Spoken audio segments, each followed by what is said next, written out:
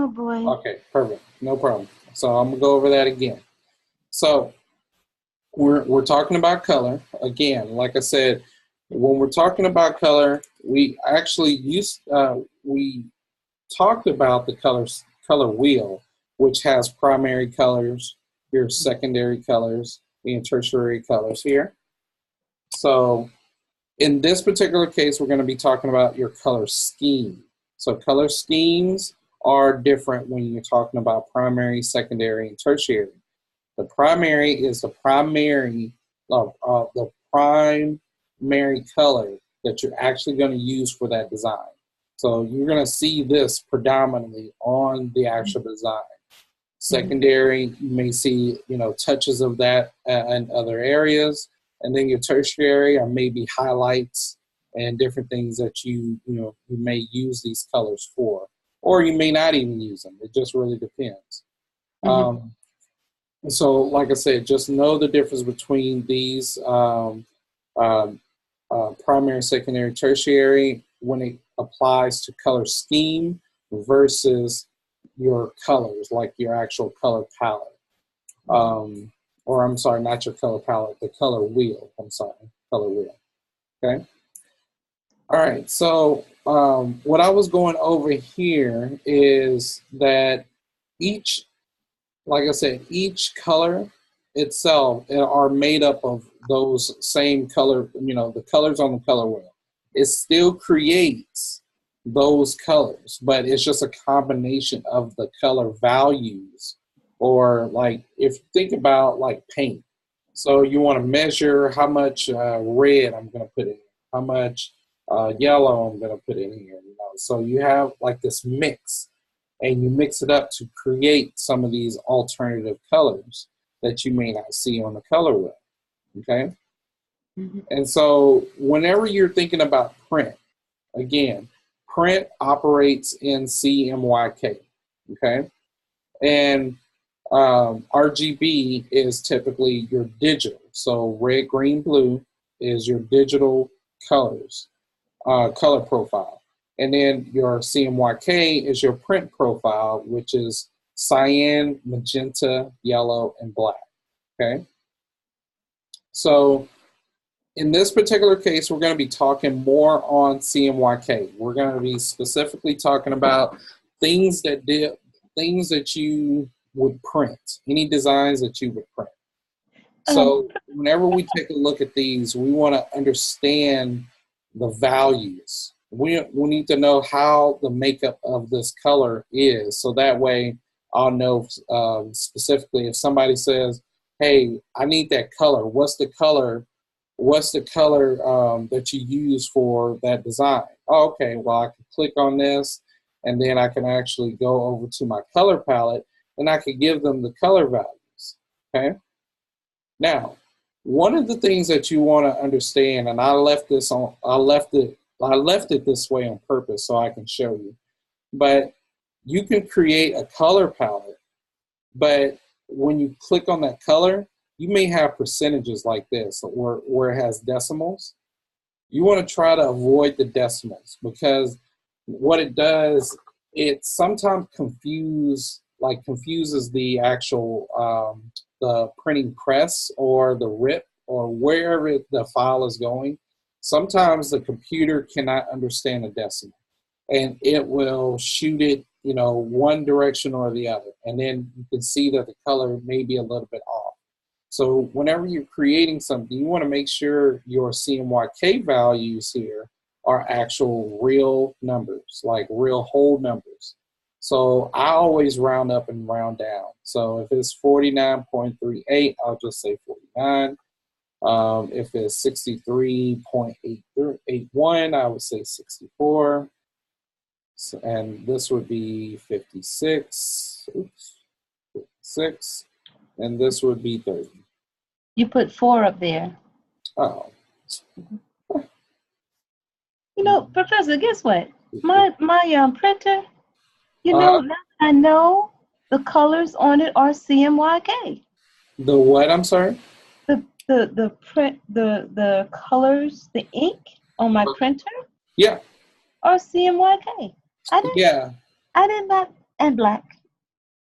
Uh-huh. Yeah, K is black. And Oh, yeah, okay, okay. yeah. And it depends, like it Hallelujah. depends on the printer too, because some of your printers, your home printers, Uh-huh, like if you have an Epson or a Brother printer, uh-huh. typically you will have CMYK. Okay. But if you have like a HP, some of the HPs, not all, but some of the HPs Mm-hmm. and some of the, I can't remember the other one. Some of the HPs and there's another brand that I cannot remember off the top of my head, but they use RGB. And typically you have two cartridges. You have a color cartridge and then you have a black cartridge. Mm-hmm. Mm-hmm. And so typically when you have that prints in RGB versus some of the other ones like Epson. Epson will print in CMYK. Mm-hmm. Yeah. Okay. So, Oh, uh-huh. no, I said, all right. Yeah, definitely. So again, so you want to make sure these are all whole numbers. So that way, whenever you start your artwork, you already know exactly, okay, this is the color that I'm using for whatever elements, design elements that I'm going to use, okay? Mm-hmm. Mm-hmm. All right, so one of the things to build your color scheme, there's a few ways you can do this. You can actually go to color.adobe.com. You can just go to this site here, and I'll pull that up for you. Adobe has made this awesome for us. So this will allow you to build custom or preset color schemes for you. So if I wanted to import an image and kind of get the colors from that, I can do that. I can just operate strictly from the color wheel itself.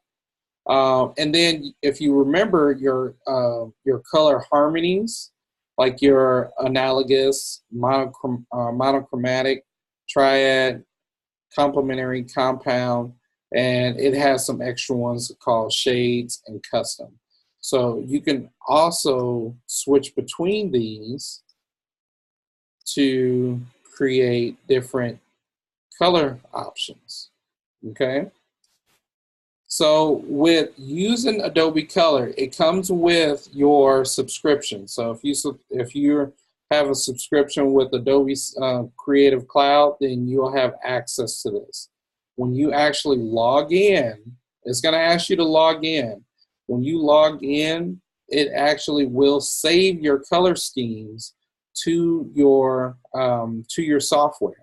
So whenever you come into Adobe, you can actually go into your color themes and pull up your colors that you've saved to your account.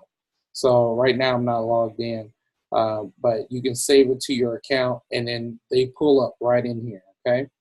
Mm-hmm. Mm-hmm. And so that allows you to kind of, just be a little creative. So typically, like if I'm doing a project or working on somebody's brand, what I'll do is come in here and start to create some color scheme options. And I may come up with three or four for them so I can shoot over to them and see which one they like. So I may use a compound, I may use triad. It really just depends on, the colors you want to use and what you want the primary color to be. But ultimately, you can kind of set this. Now, another thing you can do, you can start to customize it on your own. And so what that means is when you set it to custom, you can now just grab one of these things and move it on its own and start to create your own color scheme the way you want it. Mm-hmm. And that may be an option that you may use for your project or for your client. So there may be something, okay, cool, I'm gonna send my client this color profile to see if they like this color scheme. And so if they do, you can go ahead and save the color theme. All right, Save, view publish theme, boom. Okay, so it should be in my account. And if I go back, it may pop up. No, because I'm not signed in on this computer. But ultimately, it'll pop up in here, and then you'll be able to select your colors. And so what I typically do, and I can, Adobe also has its own color scheme area that you can choose as well. If you don't want to use the color wheel like I did here, let's see. Mm-hmm. Okay, there we go. All right, this may. Okay, so what I did here, I'm gonna try to save this because I thought I was signed in already, but I don't think I sent it. So whenever you set your color palette, whenever you say, okay, this is what I want to go with, I hit save, and then I go to save to library. When you save it to the library, you should be able to access it. And so I'm gonna give it a name, sample color scheme. And I'm just going to save it to, you can either save it to a specific folder or you can create your own folder. But right now I have some folders already set up, so I'm just going to pick mine. And these are tags, different tags you can use for publishing. And then once you do that, you can just save. And now that that's in there, let's see, I don't think I have to publish. Let's go back here, let's refresh. Maybe not. Let me see.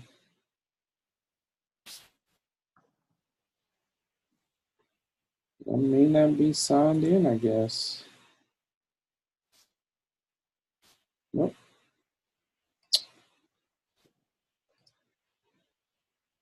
Let's update it.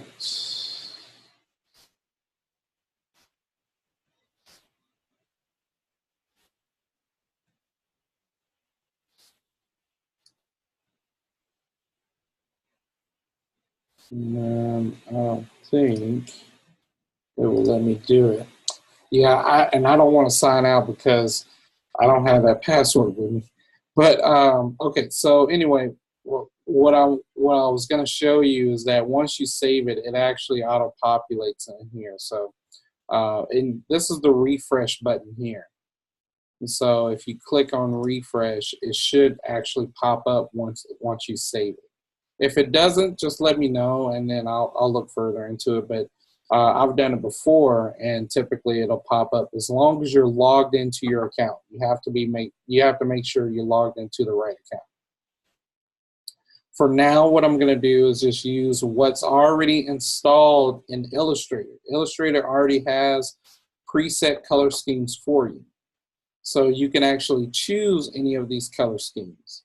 So if I wanted to just take a look, you can open the palette up. So this is in your color guide palette here. When you open up your color guide, if you don't have this up, you can always go to view, or I'm sorry, window, and then go to color guide. Color guide then should open for you, okay? Mm-hmm. All right, so once you have your color guide open, you can go ahead and look in this drop-down window, and you can look at the different color harmonies that you can use. And right now, since I have black, right now black is my foreground color, so that's why it's choosing some of these color schemes for me. It's coming up with color schemes that should go with this particular color here. So if I were to change this, this to maybe a green or something. All right, so you see how my color picker changed basically. So the color harmony options change. So now it's giving me all kinds of different color harmonies that go with this green I just picked. So if I know a color that I want to use, let's just say, okay, I know I'm going to use a blue. I like this particular blue right here, okay? So I'll click that, and now my field color is that blue. So when I go over my color guide palette, I click down on my color harmony rules, and it gives me all these options here. So now I can look and see, okay, I like this color scheme right here. Cool. So when I click on it, I click here, and it loads all those colors up for me. Okay. So let's just say if I had a square, if I created another square, it'll show up as a blue, but maybe I want it to be one of these blues or a different yellow. So basically all I'm doing is clicking on each of these options. So you can just click on them and it'll change the color based on that color scheme that you chose. Okay? Does that make sense? Yes. Okay, perfect. All right, so that way you can kind of start to, like, let's just say if you have some text, okay, cool, I want all my text to be this color. You know, you can start to go through your design and set the colors to what you want it to be. Now, let's see, let me get rid of that. So ultimately, once you have your color scheme, once you have that idea, typically what I'll do, I may come to the side off the canvas. I may come over to the side and just draw some squares. Typically, I'll do this for like large projects. I'll just draw a few squares here, you know, and then I'll set my colors. So that way I can easily select things and copy colors over to other objects. Because sometimes it just takes too long for me to go back through here and try to find the color and, you know, do all this stuff. So what I do, I'll just say, okay, I want my text to be this, so I'll highlight all my text. I'll get the eyedropper tool and I'll select the color that I want. And then it'll make all those the things that I selected, it will make it that color. Okay? Mm-hmm. So like I said, I select what I want to change, get the eyedropper tool, and just click on any of these colors that I wanted to change it to, and it'll change. It'll make that change. So that's typically how I would do it whenever I'm designing, just to make things go quicker for me. So I have my color scheme on the side, and then I'll just start, you know, my design process, whatever that is. So again, you have to know what your primary color is. What is the primary color that I want to use on this design? And what I mean by that, and I'll show you an example. Let's just take a look at a movie poster.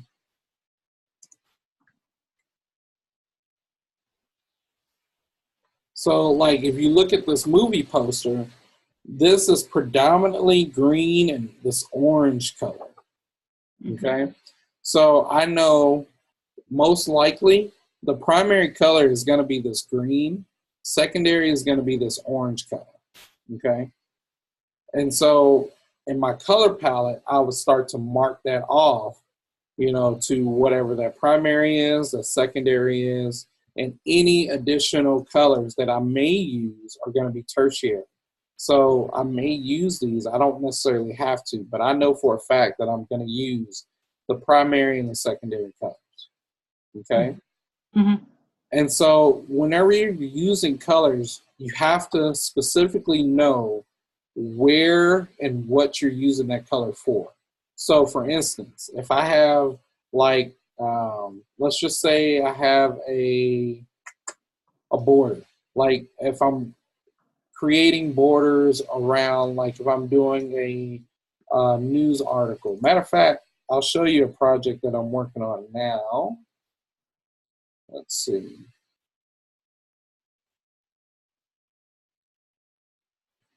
So I did a magazine article. And so I know that I'm using my borders. My borders are going to be black and red. So, You did it? I'm sorry? You did? Yeah, I created this. This is for a newspaper that we're currently doing business with right now. The whole thing? The whole paper? Yeah, the whole thing. Oh, Yep, okay. yep. I don't see my picture on there anywhere.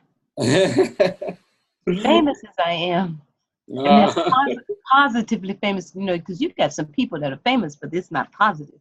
yeah, Like that's true. like Hitler. Right.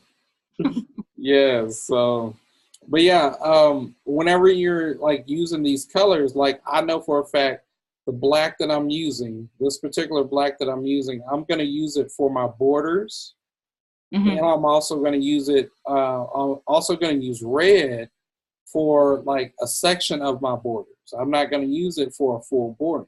So I'm already making these ideas up and these things up in my head and giving it a rule. So as long as I have a rule, I know how to use my colors. Now, and this is why a lot of people will get in trouble because they will start to use colors in places that doesn't make sense. I mean, you're just randomly using colors. Consistency is the key when using colors, fonts, and anything, shapes and images.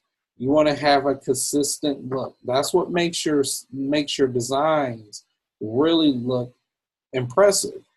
You know, it's when you have like color here, color here, color here, and it doesn't. There's no flow to it. There's no unity to it. So that's why knowing how to create unity, how to create flow is very important, especially when you start to apply color. So I may want all of my headers to be in this blue color. Hmm. So you just mentally make this note, or you can come on to the side of that color and say, let's say, let's reduce this size, and say all borders or all headers will be blue or whatever. So let's see. So that way you'll kind of remember what this particular color is going to be for. So you can just come in and just write your notes on the side off the canvas. That way you'll remember what, okay, I'm using this color for this, I'm using this color for that, and you can be very consistent with your design. Hmm. Okay. Hmm. All right. So let's see. So the next thing you want to also understand is, like I said, the color values itself. Oh, let me show you this really quickly before we go to the next step. Um, so you can actually take your color harmonies and you can add it to your swatch palette. Okay, your swatch palette actually gives you all of the colors. Like you can erase all these. You may not need all of them here, and you can just click and drag them to the trash can if you wanted to. So I'm just going to click and drag them to the trash can.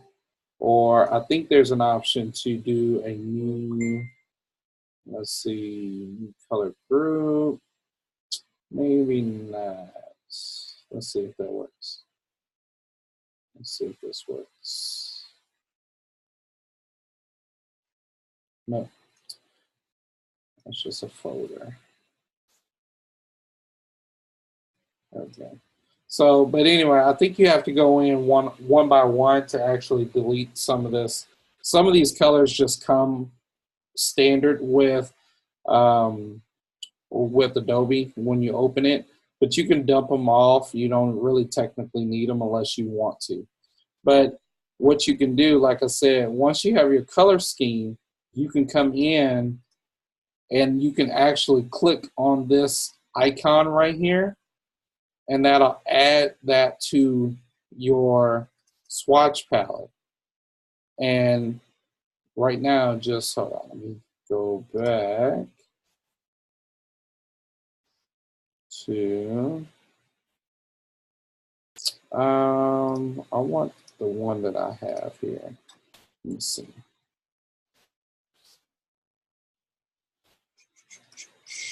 Let's see if I can find that same color scheme that I'm using.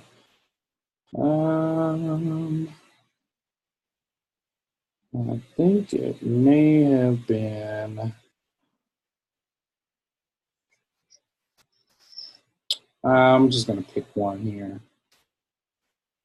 So let's just say it's this. And I'm going to go ahead and click on Save Color Group to Swatch Palette. And that's going to go ahead and save it.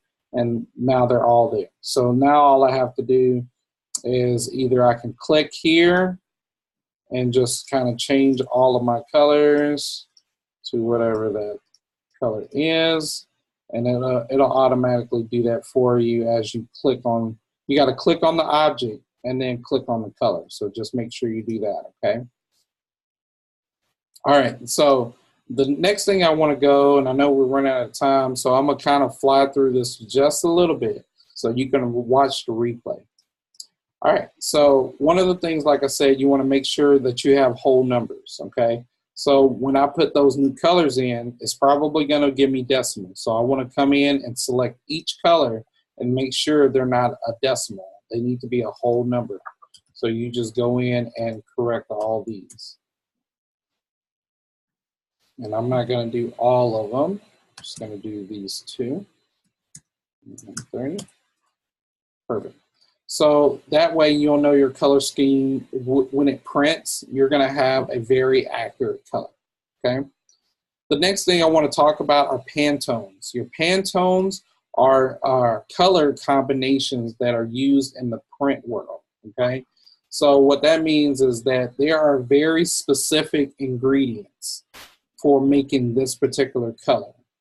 And in order to actually make that color, you have to pull up your Pantone palette. There's a Pantone palette inside Adobe that you can use.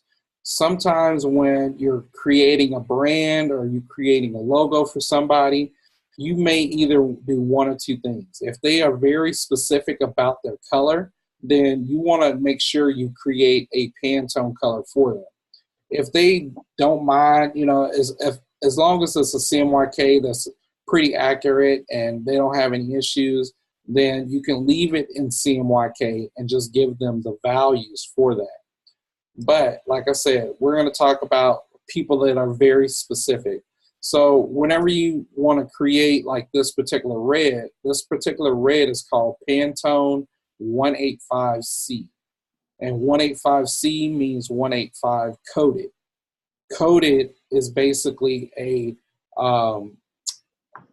it's another printing process. Basically, it gives like almost a gloss feel or a shiny feel to the actual artwork.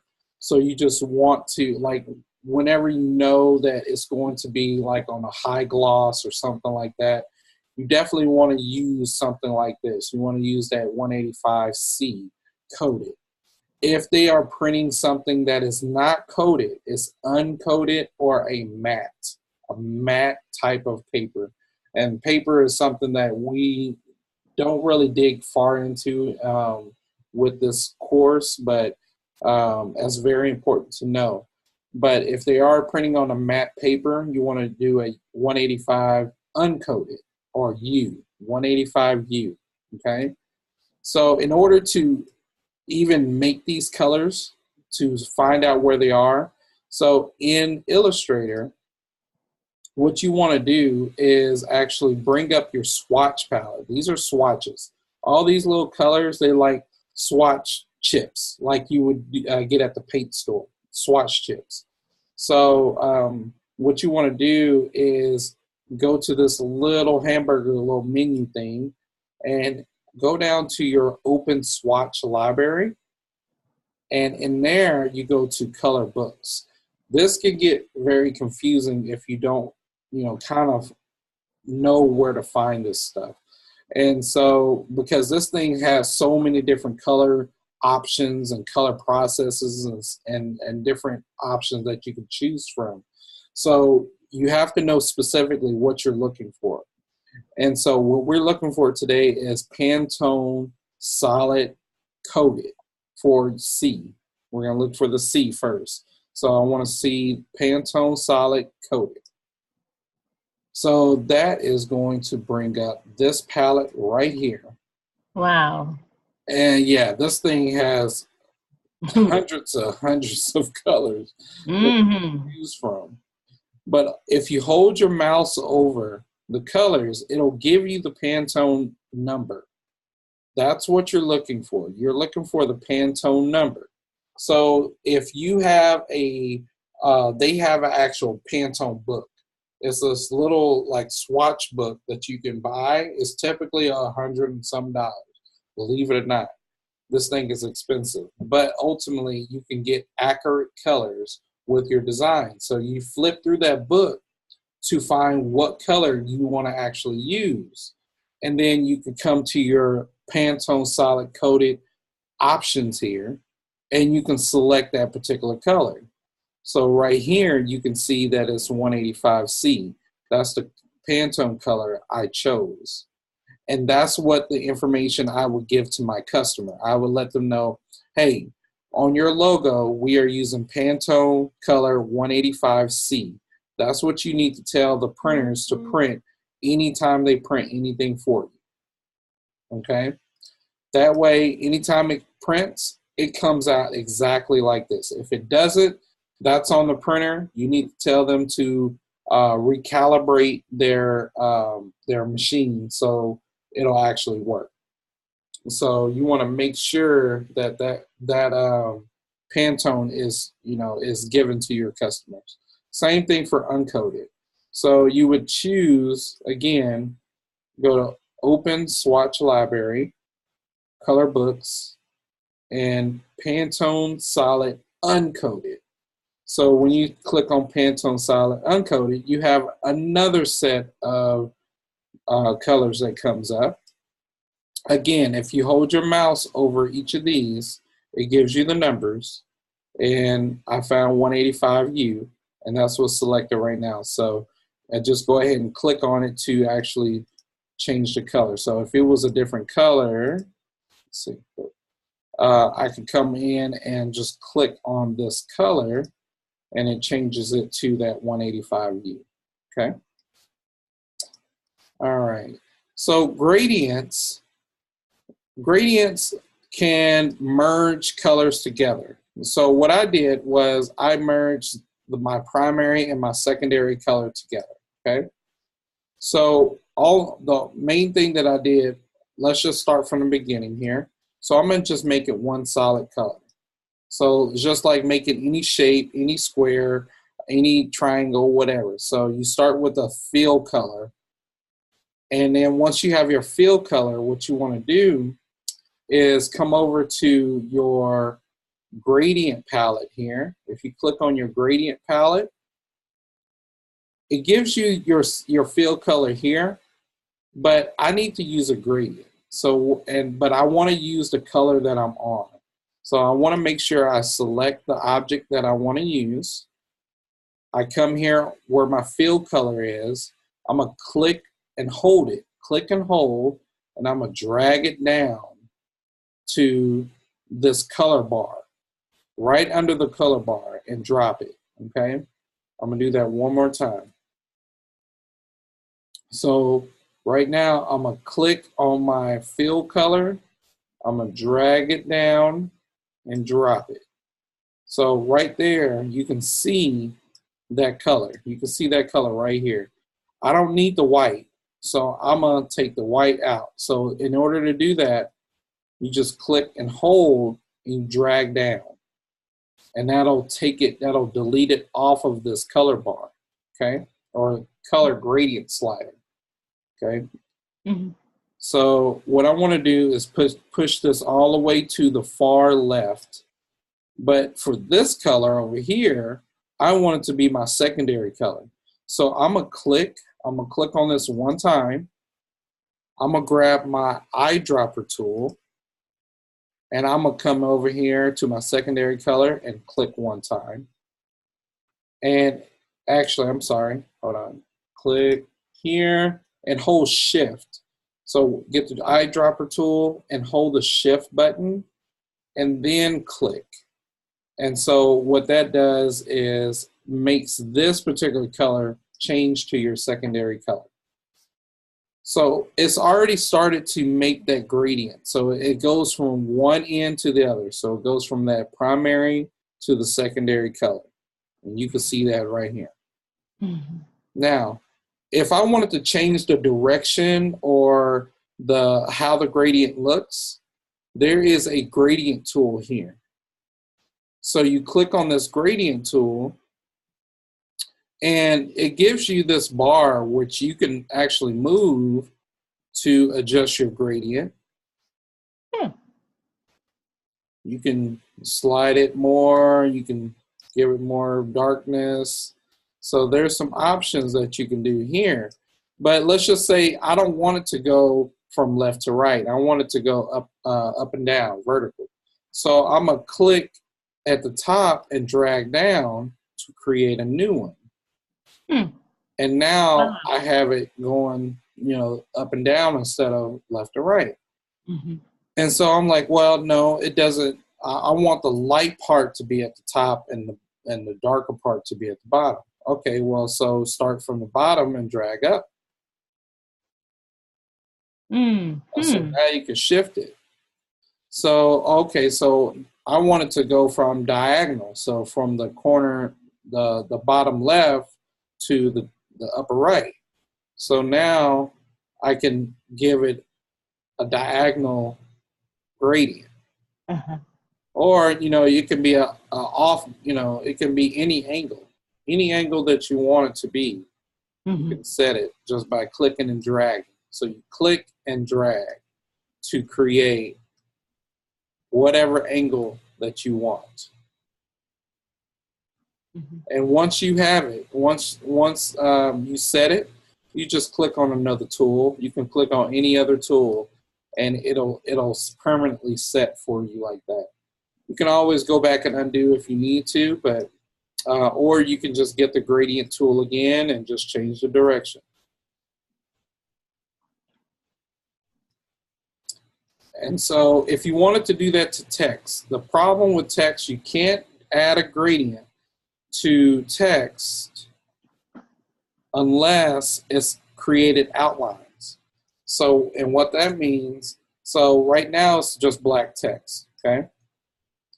So what I would have to do is come over to Object, Type. I need to go to Type first, and I'm going to go down to Create Outlines. And now I've created outlines, and what that means is basically I made the text into anchor points. So now instead of text, it's actually a shape. So they are all anchor points now. And this gives me the ability to now select all the text and create my gradient. But if you But if you look at the gradient, it looks like it's going from light to dark from each one, light to dark, light to dark. But I want it to go dark to light all the way across. I want it to be seamless. Mm-hmm. So what I want to do is grab my gradient tool again, and I'm going to click and drag all the way across. And so now it's a seamless look from dark to light all the way across. Wow. Okay. And you just get your selection tool, and then you can just select off of it to see the effect. Wow. Mm-hmm. That's good, Professor. And same thing, and same thing on this one. You can change direction, so you can just change it whatever direction that you want to come up with. Wow. And make whatever effect. All right, really quickly, I'm going to go over the homework. So the homework is going to be to create that. You remember the color palette that we drew? You kind of painted it or drew it out or used crayons, whichever one you did. Yes. We're going to recreate that in Adobe, in Illustrator, okay? So I'm going to show you really quickly how to actually create your color wheel, okay? And once you create your color wheel, you have to come in and actually give it the color that you want. So each one should have a color, your primary colors, your secondary colors, and then your tertiary colors, okay? Uh-huh. So what you want to start out with, you want to get your ellipse tool. So get your ellipse tool. What I do to draw a perfect circle, I'll hold shift and I'm going to scroll and just hold shift and drag down. Hold shift and drag down. Let go. That's my first circle. And now I need an outer circle here so I can create this right here. So what I'm going to do is actually, I'm going to copy this. So I'm going to go to edit and copy. And then I'm going to go edit and place in front. Place in front. And so that makes two. There should be two there. So just place it in front. Okay. And now if I hold shift and alt, I'm going to click and drag out. So now I have two circles to create this look, okay? So in order for me to be able to connect these two, I need to make this almost like a donut. So I don't need anything in the center. I want these to be always joined together, although they don't intersect. I'm going to highlight these. I'm going to highlight both of them. So you can either click and drag to highlight. And what I want to do is come over to my Pathfinder tool. Click there. And I'm going to click on exclude. So basically it's going to exclude what's in the middle. So when I click here, now that makes that joins those two circles together. So if I fill it, it should fill just like that. Okay. So the next thing I want to do is I need to chop this up. I need to chop it up so it'll have its own sections. So what I'm going to do, I'm going to make sure my smart guides are on. This is going to help you with smart guides. So once you do that, you get your line tool. You get the line tool right here. And so I see the smart guides give you the center. So if you can see that, it starts to mark the center for you. So I'm going to click and drag down and hold shift. Hold shift, click and drag down. Let go. And then it's going to give you a line there. Now I'm going to create this line. I'm going to rotate it around this center. This is the center. I'm going to rotate it around the center, okay? So what I want to do is I want to get this rotation tool. If you click on the rotation tool, and then if you double click on it, this window will pop up. And what I want to do is set this to 15 degrees. 15 degrees. And I'm going to do a copy of this, okay? So 15 degrees, or negative, I'm sorry, negative 15 degrees, negative 15 degrees, and copy. And so now you can see that it copied one over, okay?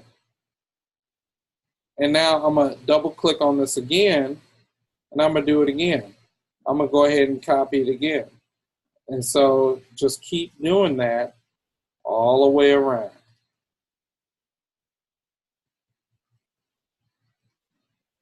All the way around.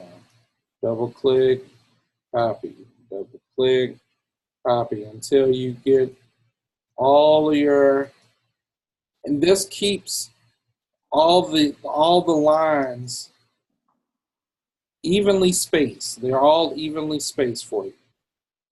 And so because I included the middle line, so I'll know the middle section of each, I'm going to click on this and delete it. I don't need this middle line, and I don't need the ones in between. So I deleted that one. I'm also going to delete this one, this one, this one, this one, and that one. And so the reason why I did that is just so I'll know each of these are centered. I wanted to make sure each of my lines are evenly spaced and centered.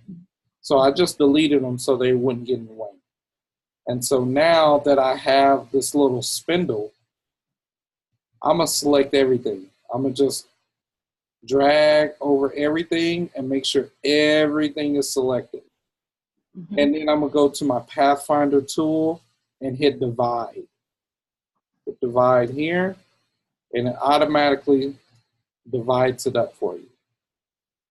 So if you click, you have to go to Object and Ungroup.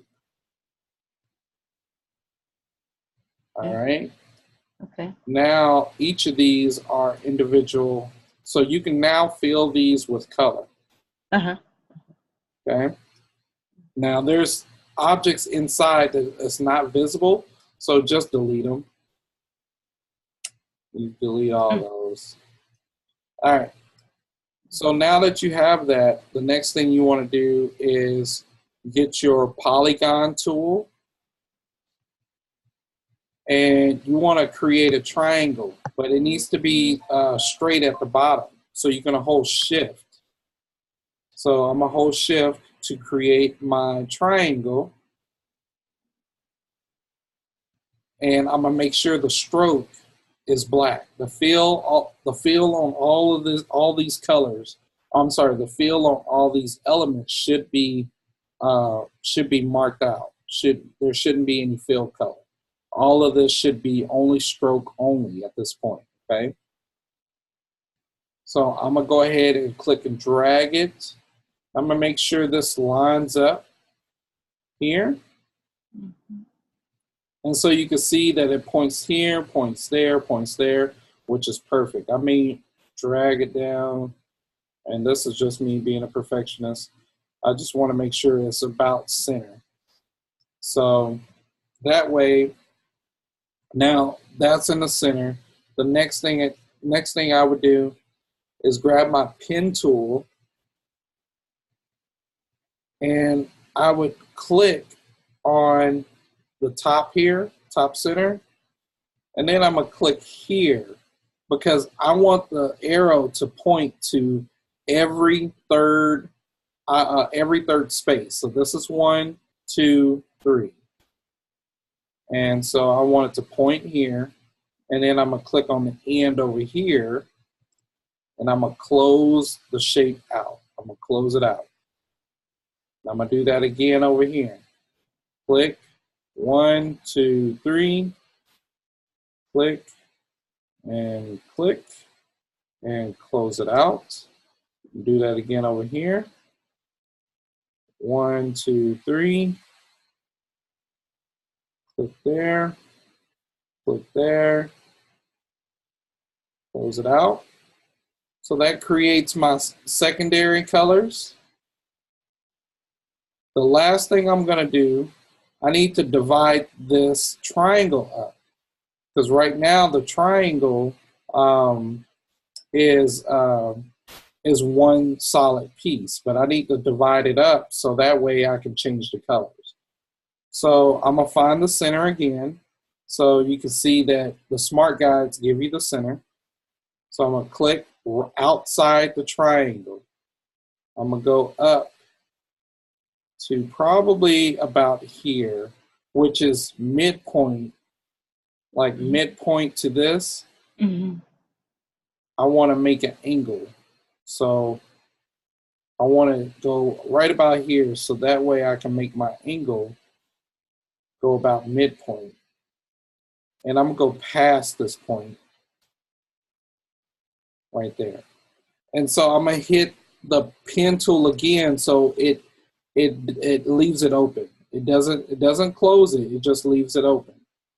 And so what I'm going to do is see where this lines up here, and I'm going to click here and join that all together. And then I'm going to go hit the pen tool again, so that way it leaves it open. Okay? Okay.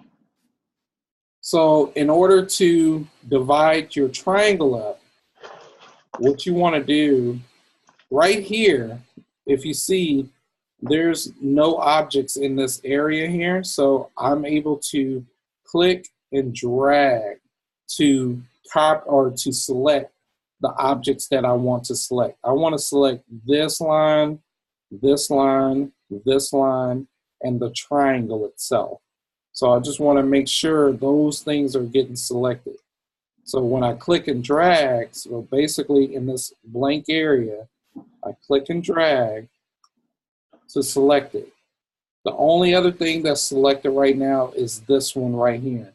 So to unselect or deselect that object, hold shift, click one time, and now that object is no longer selected. So the only selected items I have are the little lines that I've drawn and the triangle.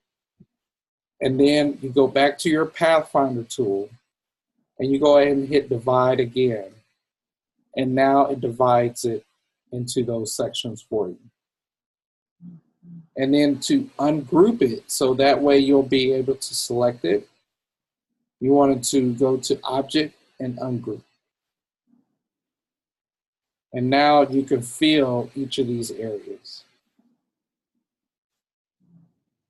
And so this is what I want you to do. And I know I went through that fast because I know we're running short on time. But just go back through step by step through this video. I'll post this on the discussion board, so that way you can just go through step by step to recreate this. This is what your homework is going to be.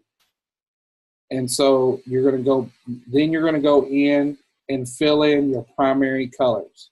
The primary colors are going to be blue, I've got blue, yellow, and red. And so when you bring up your foreground, you know, you can start with the color. Just make sure, like yellow is all yellow. There's 100% yellow. So you want to make sure that's 100%. Your blue may vary just because we're not doing like accurate numbers right now. So don't worry too much about that. I'm not going to grade on that. But ultimately, you want to just get this into a blue color. And I'll show you how to get a true blue. But you want to just make it a blue, and then you have your red. And your red is typically 100, 100, 0, 0. And that'll give you start to give you your primaries, and then you can go in and select to create your secondary, and then you can go in and start to select your tertiary colors, okay? And just fill those colors in. Okay? Now, I know I went over that kind of fast, but like I said, just whenever you play this video back, just go step by step. And that way you'll know exactly how to create each of these areas and just start to fill in. So, and like I said, each of these can be filled. Right now, I have the fill color set to nothing. So you can just use your color palette to choose the next color. So if this is red and yellow together makes orange. And so I would get an orange color.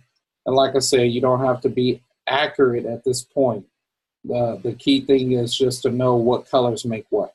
I want you to make sure that you build out your color palette and be able to recreate this in Illustrator. Okay? All right. Do you have any questions at this point? No. Not till when I start trying it. Exactly. Yeah. So hopefully this shouldn't be too difficult. Like I said, I'm not going to make you do the full infographic, but right now, I just want you to fill in all the colors. Make sure your color palette is as accurate as you can get it. And then also put in the names of each of these colors. So red, yellow, blue, orange. On the color itself? I'm sorry, yeah.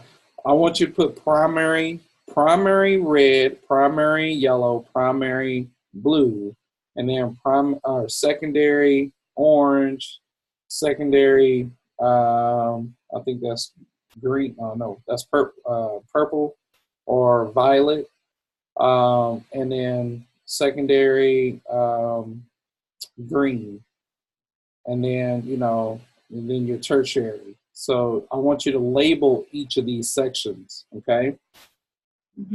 So make sure you label them, you fill it with color, and you just make sure it's actually illustrated out in Illustrator. All right? Okay. Perfect. Okay, cool. Yeah, these classes, I'm telling you, I need more time. I need more time. Yeah. Yes, you do. Going over these concepts, it does take a lot of time to really understand them. So, but ultimately, if you have any questions about the color schemes, Pantones, gradients, let me know. We can definitely review that, go over that information. I will post the homework up as well. I'll give you the example and the instructions and all that stuff, and also the video. So you'll be able to go over this video and be able to complete this assignment. Okay. All right. Well, I appreciate you hanging in there with me. We're about 30 minutes over, but we'll definitely go from there, and I will get this up. You'll see it up probably tomorrow, and then you can just get started. You'll have until our next class, and we're just about done. So when is the class over completely? What date? Yeah, we have one more session, basically. Yep. That's all? Before the holidays, and so let's see.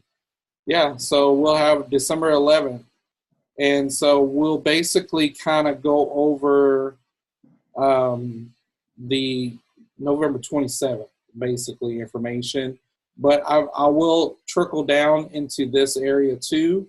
So that we go over specific information, and then the quiz, there's going to be a quiz on Illustrator that's going to basically finish out the class. Oh. Yeah. Can you give me the answers to the test? Yeah, basically I am now. Everything we're going over is basically what's going to be in the test, and we'll do a review. We'll go over that and do a review. Just make sure you also go over those tutorial videos that are in the that Illustrator for Beginners PDF. Yeah.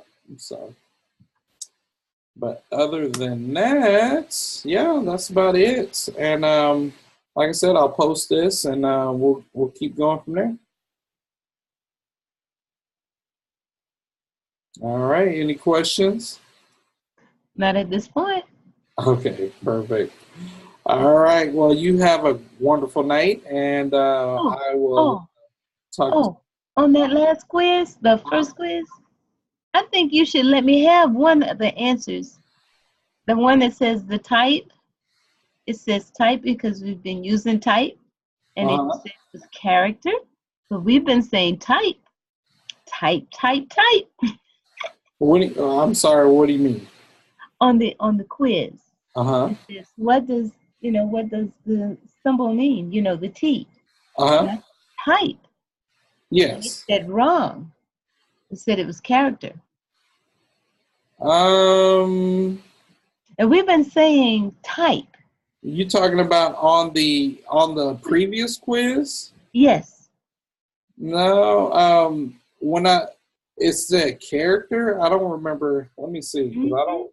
Yeah, it said I was wrong, and it was character. Let's see, hold on.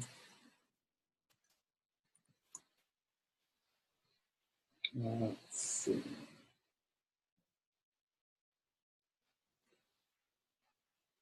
It's fall.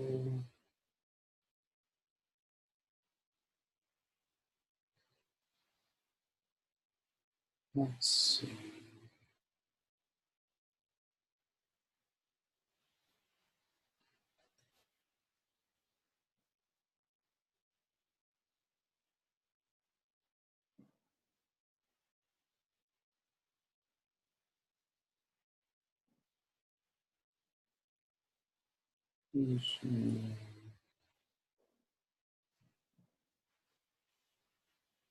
And I don't think Edmodo allows me to look at the.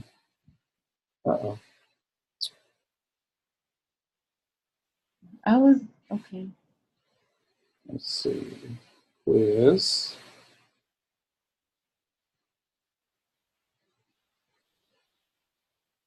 Let's see. Photoshop quiz.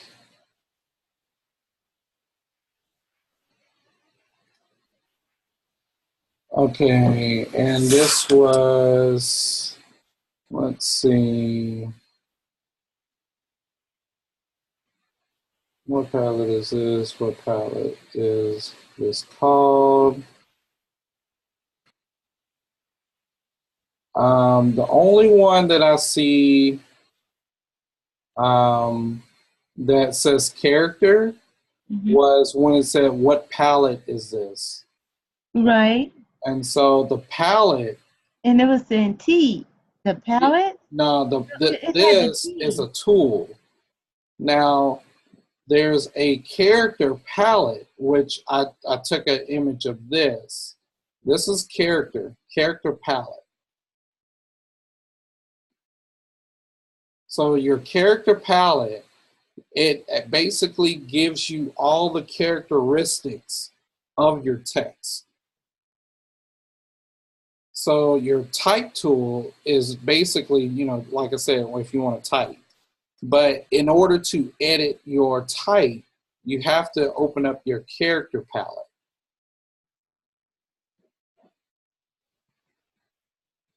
Yeah, you understand? Mm-hmm. Yeah. Yeah, so unfortunately, I can't. Yeah, you can. Mercy, grace and mercy. Yeah. Oh, I tell you. But other than that, yeah, we're pretty much almost done with this session. Like I said, you turn in predominantly all of it, and like I said, you're doing really good, and it really is just taking, just practicing, and just remembering these terms. So, and understanding these terms. So, anytime you get a chance, always just kind of go over these videos. You can go over, there's a lot of tutorials online that you can look at as well. If you don't understand or don't know how to do something, you can always look on YouTube. YouTube has a lot of great videos on just designing in Illustrator, designing in Photoshop. It'll give you a lot of tips and tricks and stuff like that. So don't ever hesitate to use that. But and you always have the videos that we create too. You can always go back and look at those as we kind of interact between projects and stuff. So yeah. But other than that, well, yeah, you have a wonderful night. And I'm going to go ahead and stop recording.